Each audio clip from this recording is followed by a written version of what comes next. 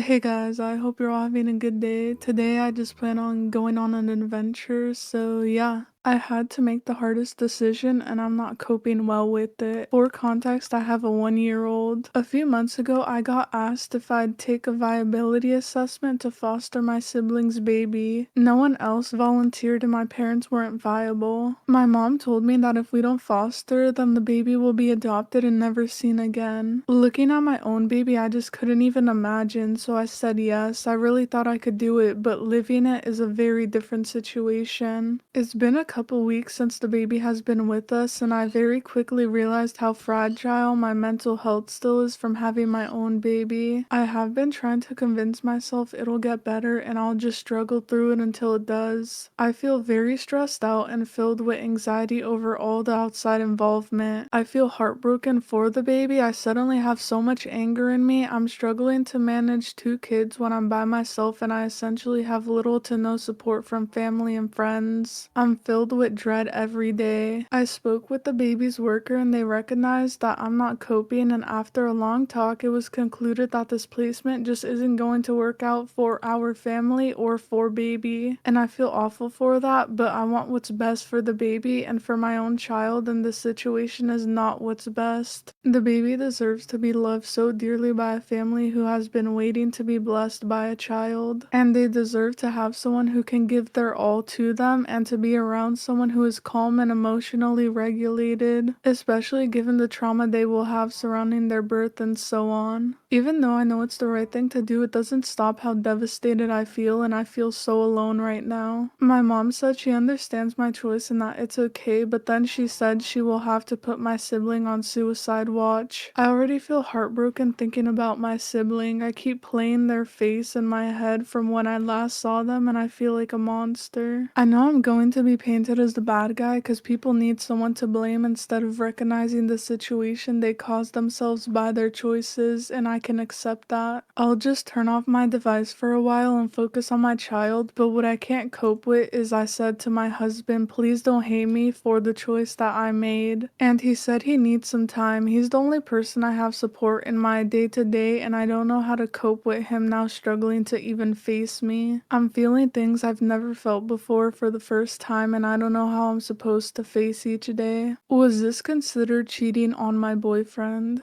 I, 21 female, am not proud of myself and was mentally in way too bad of a state to recognize I had a substance abuse issue at the time, and am deeply shamed to admit I have one. I am not proud to admit I have blacked out and don't remember much from a night where my 21 male boyfriend trusted me to take care of myself while I was on a trip with 25 plus people. The intent was to socialize and bond with people, but I fricked up and take full responsibility for being immature and stupid, and being selfish and feel immense regret for my decisions. This was the last time I have drank and plan to never drink again. I had overdrank and my phone battery died pretty early in the night, and last thing I texted my boyfriend was that my battery was low, and before that I asked him, my love, why are you so distant? And I went upstairs to put my phone on charge. I forgot later where my phone was and asked someone where it was, and they told me it was upstairs. I wish they got my phone for me, but I should have gotten it myself. I don't remember much, but I was told I spoke to this one dude about my boyfriend, and I asked about his girlfriend and spoke about my boyfriend for a while to him. I was told I also hugged a girl and was affectionate to her and started crying, and somehow we both fell on the floor. I only remember being on the floor by myself and saying I wanted to cry and looking up at people, not knowing how I ended up there.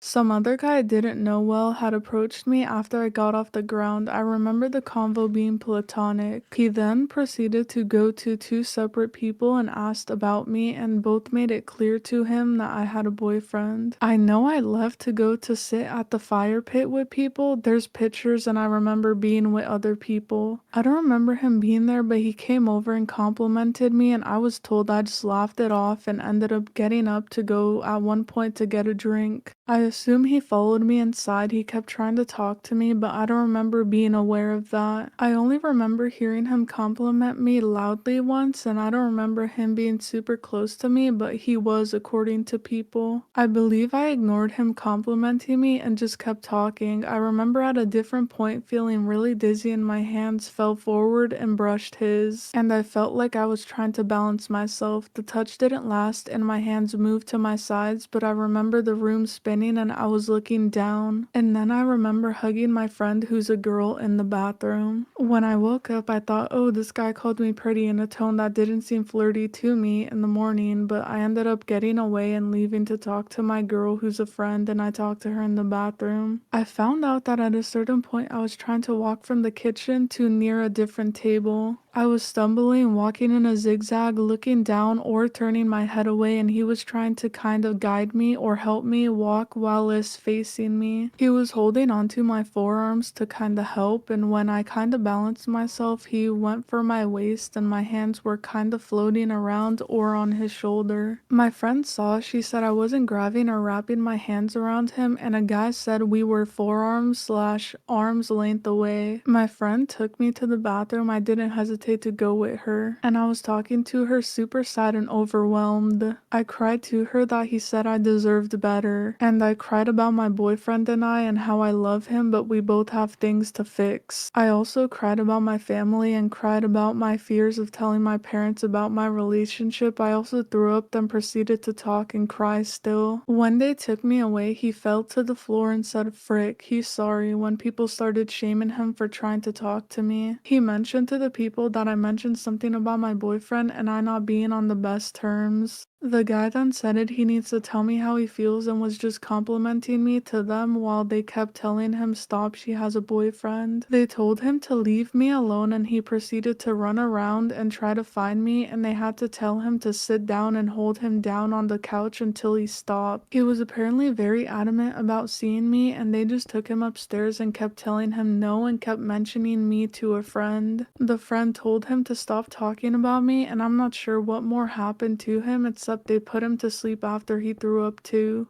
After some time, my friend helped me walk upstairs to my room, and on my way I stopped by a room with everyone and asked to talk to him. I was just helped back up to my room upstairs, and when I sat on the bed I started saying incoherent phrases that didn't make any sense. I also started giving everyone lotion because I said my skin was dry and didn't want anyone else's to be dry either. A girl said once I was on my bed, none of my thoughts matched each other and everything I said didn't make sense. I then said I was tired and fell asleep after throwing up on my own body. I don't remember crying twice that night. I don't remember him touching my waist. I don't remember feeling validation from anything he said. I don't remember flirting and don't remember throwing up. I fundamentally know I never, even outside of a relationship, would have pursued a man like this ever sober, as I don't align with their culture and values. He's white. I don't understand how I let this happen. I don't understand how it escalated and went to me mentioning my relationship and my boyfriend and somehow mentioning how we weren't on the best terms, which was true. I felt distant from my partner at the time. I thought I would try and run away if anything like this ever happened. I've had men touch my waist unprovoked before, and after going mute for a few seconds while I try to think, how do I get this man to let me go? I was able to hug my friend until a man let go of me, but this was different because I had to get direct help from a friend. I didn't handle the situation on my own. Why? I had gone through a rough patch with my boyfriend 2 days prior to this trip, and I told him for the first time in my life that I wanted to grow old with him, and I ruined everything. I even bought matching pajamas and planned dates to go on after I came back from this dumb trip. I told everything that I was aware of and knew the morning after to my partner, and I was hysterically crying because I had just wanted things to be okay, but I destroyed his trust for me. I was told the waist thing was originally a hug, and I cried telling him I hugged the guy, but after I reached out to every single person there, it wasn't a hug. I also didn't know until months later that the guy told 2 people he found me attractive and that he had to be tackled at the end when I was being taken to the bathroom. Some people said they saw us talking and joking and didn't think much of it, and some people said during the waist part it didn't look mutual and I looked really out of it. I'm sad and devastated I did this and even tried to reach out to the Airbnb, but they said they didn't have any footage. I do know that we were alone in conversation at times, but there were people around.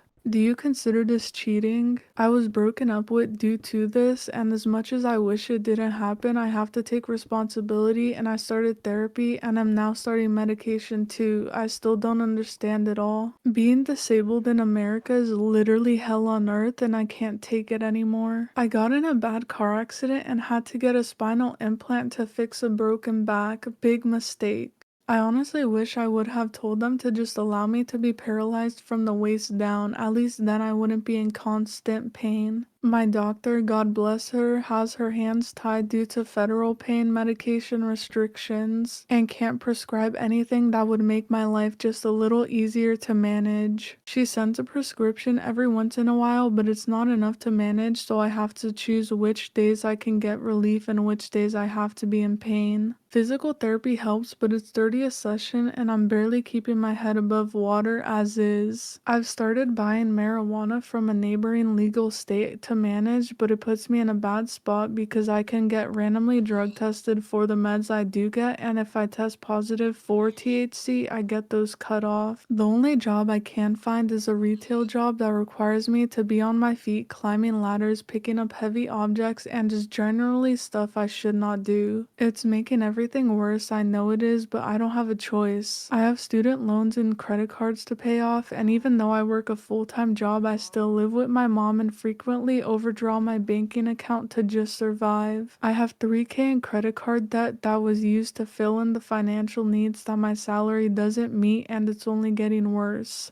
I want to do better, but I can't. Jobs require lifting and bending that I can't do. And if I ask for accommodation, I frequently get passed because they chose a better candidate. I know that at least a few of them was because of my disability that is supposedly protected federally, but since I can't prove it, nothing can be done. I can't apply for disability because I have a track record of working full-time since the accident. I apparently make more than the max to apply for Medicaid. Sure, I have a handicap placard now, but that's the only damn support I've gotten. So I'm screwed. America's beautiful, they say, unless your beauty looks and works differently, then screw you. And don't get me started on how people treat you when you try and navigate in an able-bodied world the best you can. At best, they side-eye you because you look too young or not disabled enough to fit into their mold. At its worst, you get yelled at for parking in the disabled spot when you have a placard, mind you, because grandma that smokes 2 packs a day doesn't want to walk to get more cigarettes. I even once had a customer's child take my cane from my hand and run off with it. When I finally got it back, I told her to control her child. I was pulled off into my manager's office to be yelled at.